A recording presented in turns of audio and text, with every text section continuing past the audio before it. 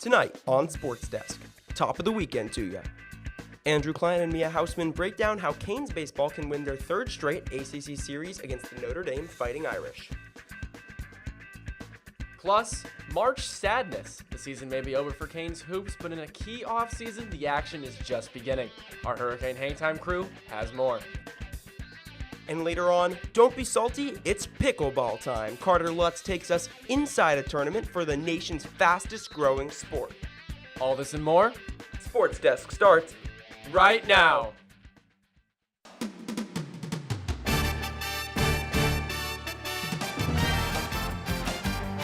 I'm Ed Reed, and you're watching SportsDesk.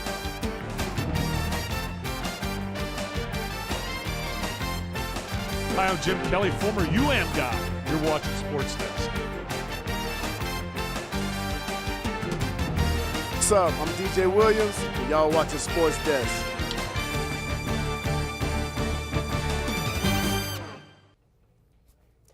Hello and welcome to episode 6 of SportsDesk for the semester. I'm Jake Baum. And I'm Wrigley Court. Thanks for joining us tonight. Now, Jake, it's my favorite time of the year. This is March. March Madness in full swing. And even though the Canes aren't in it, there's been plenty of action going on. No, you're absolutely right. We have a lot to talk about, so let's get right into it. All right, the Duquesne Dukes and BYU Cougars travel to Omaha for a first-round bout in the NCAA tournament. Let's take a look at the highlights. Duquesne first NCAA tournament win in 55 years, so let's talk about it. Right, Day Grant first, and now Jacob Natchez hitting a three to extend the lead for Duquesne. BYU would kind of be fighting back for the entirety of this one. You see right here, down by 8, not giving up, drilling a three there. Continuing on, another one for Jackson Robinson and the BYU Cougars. Not out of this one yet. However, a steal there for Jimmy Clark, ending up scoring on that one. Now up by 4, and he would be the same one to put an exclamation mark on the victory for the Duquesne Dukes, ending up getting the victory and possibly the last tournament victory for Keith Dambro. However, they will be facing the number 3 Illinois Fighting Illini tomorrow night, hoping to keep this magical streak alive. It's been a hectic last few weeks for Canes baseball, picking up 2 ACC series wins in each of the last 2 weekends. And today they start their first road series of the year in South Bend, Indiana. Andrew Klein and Mia Hausman are live in studio to break it all down. Guys? Thanks, Wrigley. Welcome back to Inside Pitch. I'm your host, Mia Hausman, alongside analyst Andrew Klein. We were on break last week, but Canes baseball was definitely not. Miami won their first 2 ACC matchups against North Carolina and Virginia. Andrew, who showed up in those series? Well, Mia, I've talked about Blake Sear a lot on this segment, and I'm going to do it again because he's been great for Miami in the last 9 games. Didn't do much today in the loss to Notre Dame, but he's been overall one of Miami's best players coming into today. You see the numbers, they're off the charts. Struggled to start the year, got into a little bit of a sophomore slump, but since then, he's been one of Miami's best players, and I think the defensive transition from that second base/DH spot to left field has also done him absolute wonders. Well, let's hope Hollywood can keep his hot streak during the rest of the season. Now, after 2 strong starts against NJIT and LIU for Herrick Hernandez, he has struggled in his last 3 outings. I mean, Andrew, what is going on? What have you seen from him? I'm just seeing a pitcher that's missing a lot over the heart of the plate. These are the numbers in the last couple of games. First 2 starts, marvelous. 12 total innings, did not allow an earned run. As you see, not a lot of hits allowed, did have a lot of strikeouts. That's where he had a lot. But you can't let the strikeouts fool you because at times, strikeouts are almost empty pitches. But Herrick has been leaving the ball over the heart of the plate. Here's the film right away. Colby Shelton sees that pitch right over the middle of the plate. What does he do? He crushes it over the left field wall. Here's the best hitter in the entire country, Jack Caglione. Curveball hangs, and Caglione bangs. These are things that are going to keep happening if you leave the ball over the heart of the plate. Same thing against Virginia. Leaves one over the middle, serves that one up. It's a base hit for UVA. So it's those pitches that are just missing for Hernandez right now that he's continued to struggle with, and that's led to him overall just not being at his best in the last 3 weeks. Definitely. Well, the Canes started their series this afternoon against Notre Dame with a loss.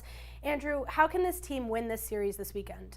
Well, look, you got to bounce back after the first loss. We'll get to that one in a minute. But the offense will start with Dory Gonzalez. He's been great for Miami. Coming into today, had 2 walk-ups in the last 3 games, including one against FIU in the midweek. The guy's been great. There's a reason he is the captain of this Miami Hurricanes team with Gage Gill. Number 2, Flyaway Cuvée. Why Flyaway, you might ask? Because, Mia, he is an alien. He doesn't belong on this earth. He's been back on earth for the last 7 games, hitting under 200 in that stretch after starting the year red hot, hitting 500 in his first 14. Now it's time for him to get back to that big day Cuvée status. And number 3, I mentioned it already, you lost 1, but it's time to bounce back. That's why you get 2 more. Well, we'll see what happens this weekend, but for now, back to you, Wrigley, at the desk. Thanks, Mia. Canes baseball may be off to a hot start, but they aren't the only team making a name for themselves at Mark-Light Field. Zach Macer has the story.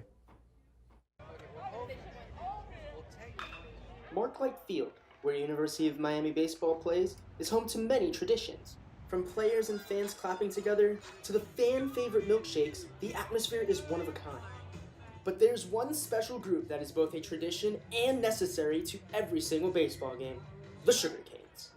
By just submitting an application and having love for the sport, these University of Miami female students become part of one of the oldest traditions at Mark-Light Field.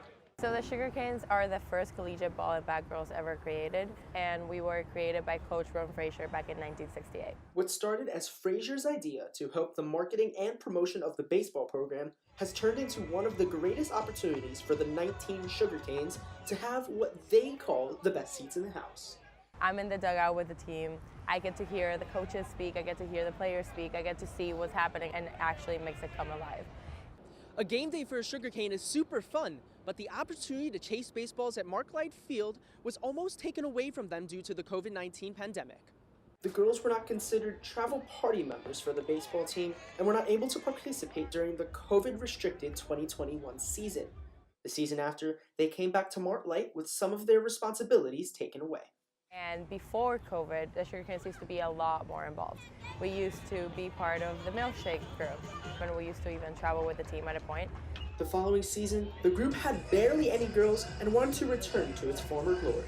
Now, obviously, we're in the rebuilding steps, and we struggle to get a full team of girls and get the games fully staffed. And built it has. The girls have now grown in numbers since and have been bonded by the love of baseball. It really is an honor just because I know how valuable the Sugar Canes are to the fans, and I know how valuable we are to the team. It's the best organization here at the University of Miami, and I truly don't think anything has given me as much joy as this program has.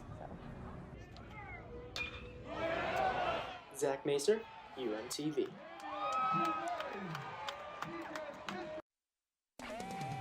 Coming up on Sports Desk, a legendary coach is calling it a career after nearly 2 decades in Miami. Don't go anywhere because Sports Desk will be right back.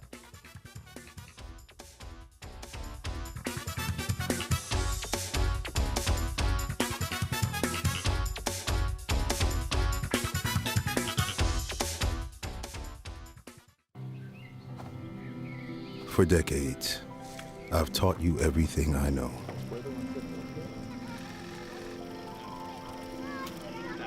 How to safely build a fire. How to control the flames.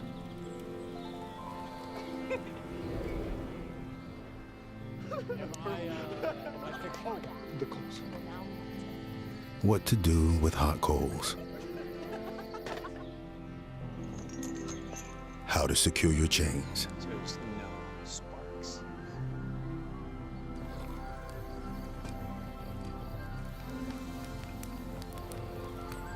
But I can only teach wildfire prevention. Only you can prevent wildfires.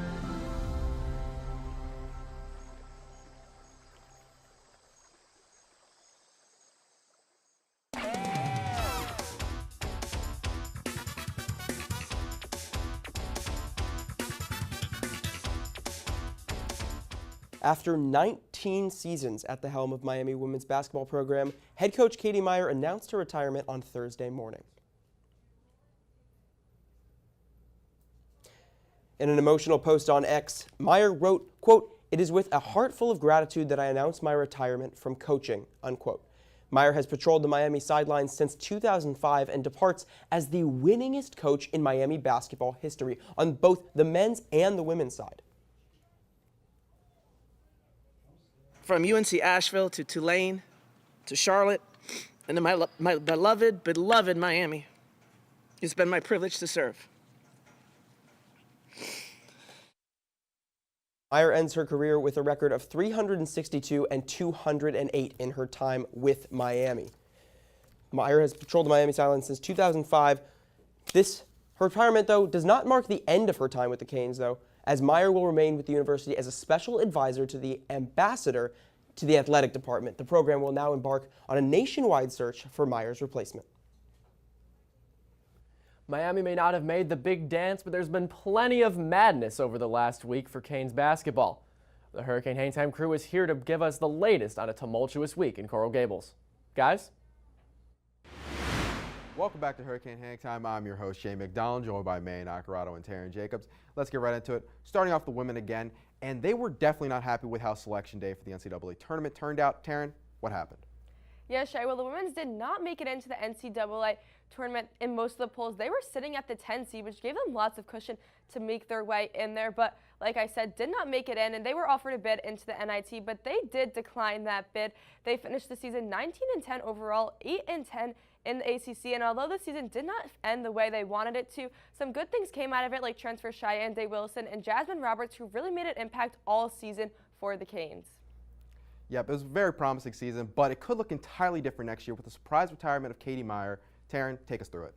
Yeah, Shay, well, Coach Katie Meyer announced her retirement earlier this week after spending 19 years as head coach here, being the most winningest coach in basketball history, both men's and women's, with 362 career victories. And in the time being, Fitzroy Anthony will take over as interim head coach, previous associate head coach, while they conducted a nationwide search for Katie's replacement. But Katie Meyer also made some remarks earlier this morning at the press conference and said she is proud of the impact she's been able to make on the players and their families, as well as the growth and achievements of the program during her time here. And after spending 30 years coaching on the sidelines, she's looking forward to taking a new coaching role still at the University of Miami. She will absolutely be missed. Congratulations on a phenomenal career for her. Moving over to the men, not a great season. They ended out very poorly, 10-game losing streak. Manny, what happened? Well, that's right, Shay. Miami not having a great season at the end there with a final record of 15-17 and in the second to last spot in the ACC rankings and heading into the ACC tournament and had a bad loss against Boston College. Miami not a great season, bad shooting overall, and again a 10-game losing streak, and Miami trying to figure things out late in the end just didn't get it done and are now watching everyone else dance in the big tournament. Absolutely. And for them, it could look entirely different from a roster standpoint, though. Manny, what's been going on? Well, yeah, this roster could look completely different coming into next season. Coach Larineda talked about this earlier this week, where he said Norchad Omier could declare for the draft and Keyshawn George as well, and potential transfers, Bensley Joseph and Michael Nwoko leaving the team. We could be looking at a completely different Miami Hurricanes team next season. We still have Jalil Bethia, 5-star recruit, coming in next season, and this might be what the Hurricanes need, a clean slate into next season with more energy and hopefully having a better result next season. And yeah, both teams could look entirely different going into next season. It's been a hectic and wonderful Hurricane Hangtime season this year. Back to you guys at the desk. Thank you, guys. But now the stars are once again aligning because this man never seems to stop shining. The guy who will redefine what it means to opine, a revolutionary luminary with a tendency to be elocutionary. It's time for the host with the most behind the post. Here's Niles Nassim.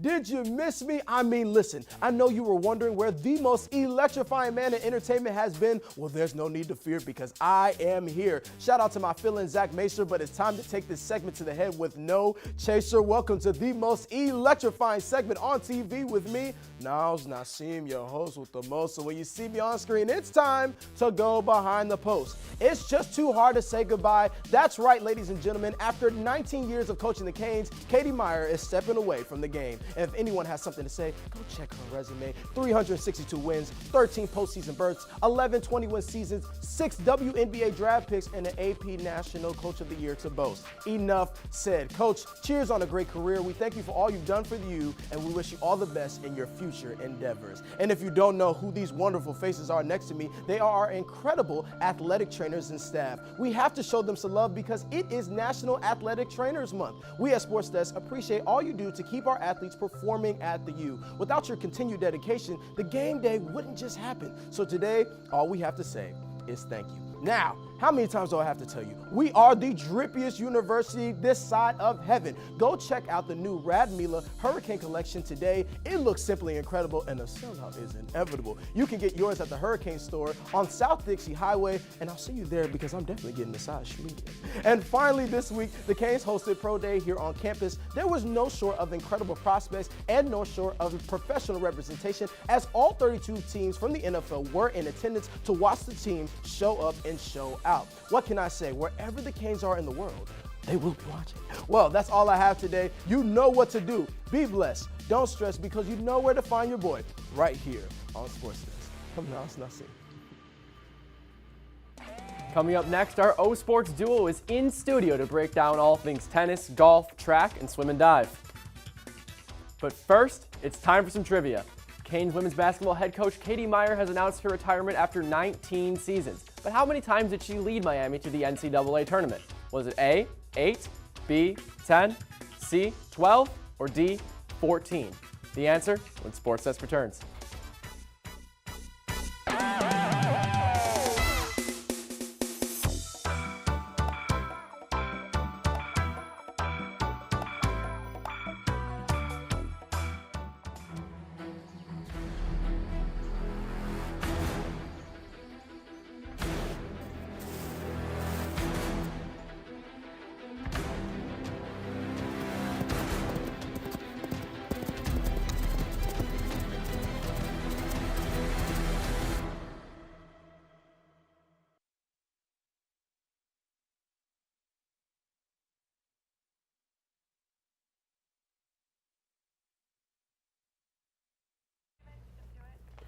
So guys, NCAA tournament time, picks, real quick. All right, I got the Purdue Boilermakers, if my bracket's correct. Boilermakers, baby.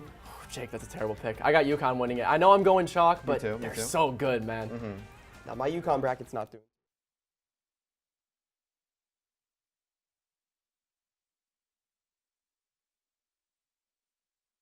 Is it time yet? It's time. Come start time for dinner. Oh, terrific. Pasta dinner. Donating pet food is one of the many ways you can help families in your community. Pets and people belong together. Learn more at petsandpeopletogether.org.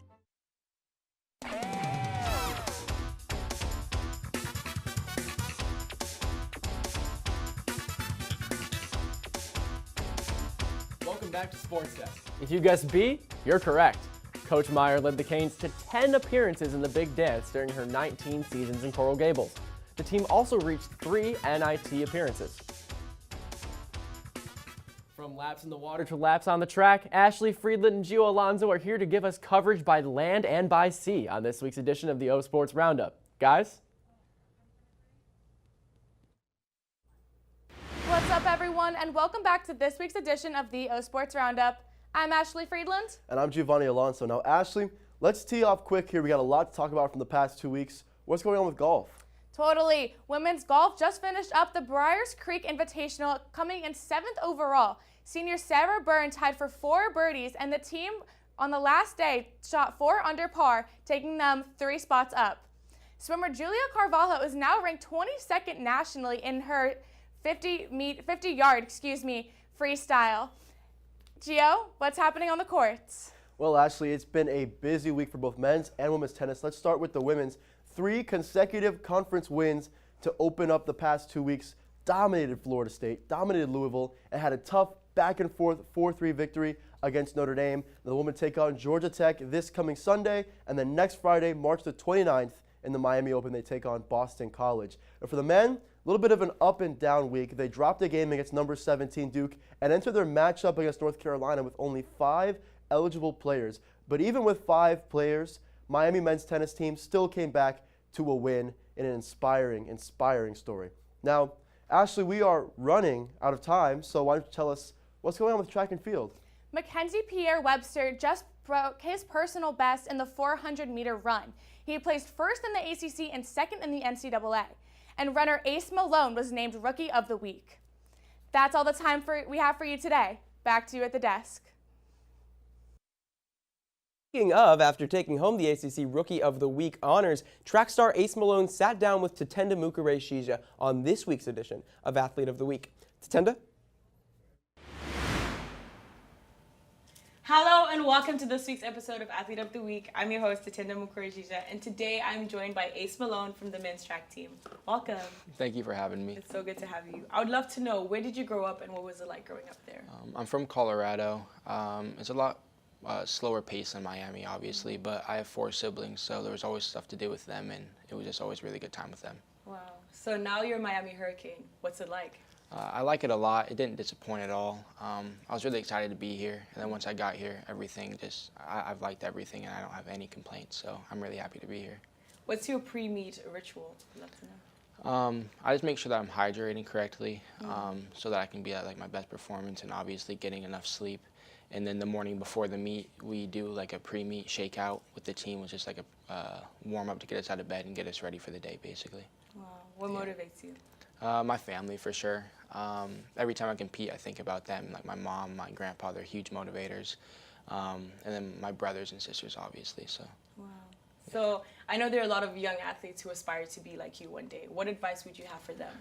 Just to be confident in yourself and not to be overwhelmed or get in your head. Because I know when in like middle and high school, I would always get in my head and get overwhelmed by competing. And really, it's not that big of a deal if you just go out and do what you're capable of doing, what you know you can do. It's going to turn out well. Wow. Lastly, what are your goals in the next 4 years here at UMiami? I have a lot of goals, but I just need to take it like step by step. So first, I think it would be really cool to be an ACC champion, and then just keep moving forward from there. So I'm just going to take like small step and see how far I can get. So. I love that. Thank you so much for joining us. Yeah, thank you for having me. Remember to be good, and if you can be good, be safe. Back to you at the desk. You're down with APP? Yeah, you know me. The Association of Pickleball Professionals is bringing the sport to the Miami Open stage. Reporter Carter Lutz has the story. Pickleball, the sport everyone's talking about, is going to keep getting a whole lot more popular. As a result of its newfound fame, pickleball has become the fastest growing sport in the country, and it's a big thanks to leagues like the APP. I think the whole vision that APP has with all the different tours that we're running, whether it's the amateur tour, the pro tour, the senior pro or the super senior pros, which we now call champions and masters, we're just trying to continue to make a difference for them as far as where they're at with their personal development with their games. While the APP gives professionals a chance to jumpstart their careers, as you can see behind me, over 20 courts are displaced around the convention center. Amateurs from all around the country are traveling to these events, and they have a chance to earn their spot all the way to the USA Pickleball Nationals. Overall, though, whether age 30 to 60, they're all just playing their favorite sport. Be more competitive. They want to play with the better players. They want to move up the ranks. They want to make the nationals. You know, I mean, I'm 70 years old, and you know, it's great to get back out there and be competitive again, have some fun. While it's a competitive sport, there's a sense of community and teamwork around pickleball that makes it more than just a game. It's our biggest role of the APP to continue to tell everyone's journey, everyone's story. Whether it's that 65-year-old playing from Toledo, you know, Ohio, or else that #1 player on the AP Pro Tour. We've got a way of telling their story that's engaging the fans that they can be able to tune in to check them out and see how they're doing. For UMTV, I'm Carter Lutz.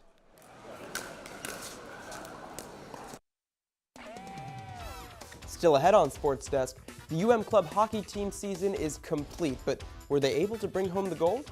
Find out after the break.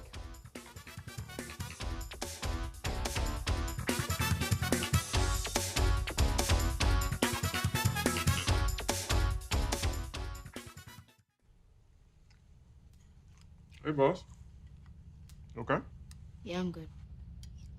You sure? I said I'm fine.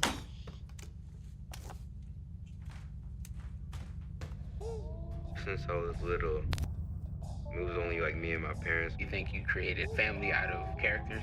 Yeah, of course. I'm gonna take that, make it into a song.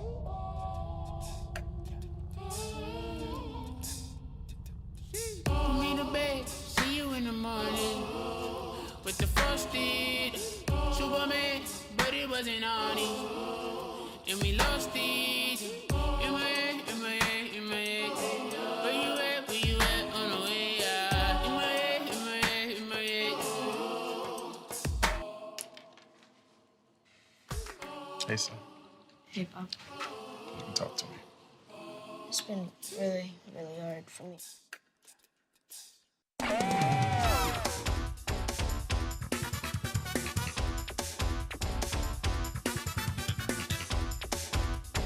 Prior to spring break, we covered the UM club hockey team's road to the Division III National Championships. This week, they celebrated by bringing the trophy home to Coral Gables.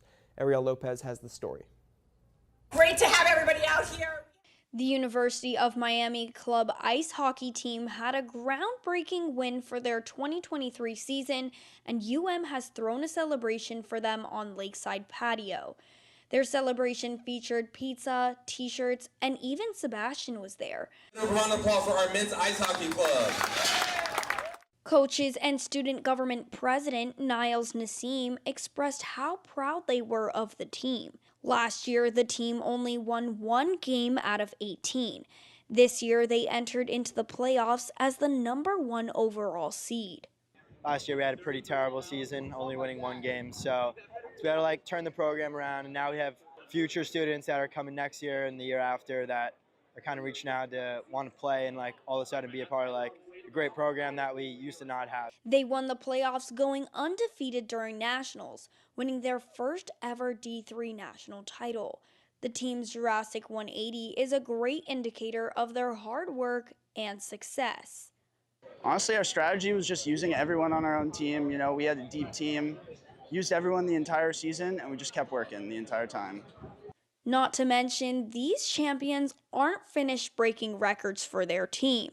So next year, we're actually moving up a division to play higher, and then we're going to add 2 teams. So honestly, all that we want to do is just get more kids to play hockey because hockey is the best sport. Everyone's celebrating these athletes for their well-deserved successes. Can't wait to see what they accomplish in the future. For UMTV, Ariel Lopez. In a week full of highlight slams, Zion Williamson set out to remind fans that he's still one of the best dunkers on the planet. Let's go to the Barclays Center in Brooklyn for this week's Play of the Day. Pelicans taking on the Nets on Tuesday, up 89-74. Lob it up, and Zion Williamson just slams that down. Najee Marshall lobbing it up over Dorian Finney-Smith. Mavs legend getting caught up in the crossfire there. Let's take another look at that. Look at that elevation. The Pelican right there taking flight, and he is loving that. Let's take a look at the play before that. Najee Marshall getting the steal off Cam Thomas there. He's taking it coast to coast, LA to Chicago, but Zion Williamson is no smooth operator. He's more like Janet Jackson because that dunk was nasty. Zion finishes with 28 points, shooting a nice 69% from the field, 7 rebounds, and your Play of the Day.